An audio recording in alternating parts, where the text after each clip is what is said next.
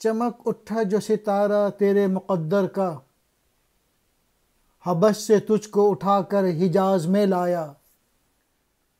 ہوئی اسی سے تیرے غم کدے کی آبادی، تیری غلامی کے صدقے ہزار آزادی۔ وہ آستہ نہ چھٹا تجھ سے ایک دم کے لیے، کسی کے شوق میں تو نے مزے ستم کے لیے۔ یہ ایک بہت ہی خاص نظم ہے جو کہ اقبال نے حضرت بلال رضی اللہ عنہ کے حضور صلی اللہ علیہ وسلم سے عشق کو پیش نظر رکھا ہے۔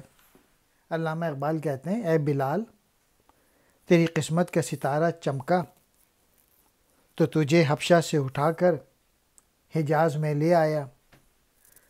مانا کہ تو پردیس میں آ گیا، یعنی حبشہ سے مائگریشن کی۔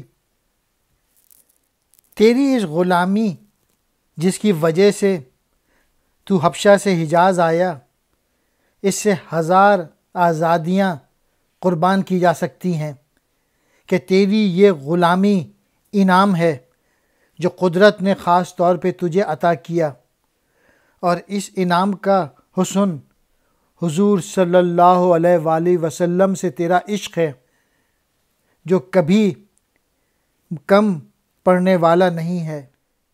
اے بلال رضی اللہ تعالیٰ عنہ، تو نے رسول صلی اللہ علیہ وآلہ وسلم کی چوکھٹ ایک پل کے لیے بھی نہ چھوڑی، اور حضور صلی اللہ علیہ وآلہ وسلم کے عشق کی بدولت تجھ پر ظلم بھی ڈھائے دشمنوں نے۔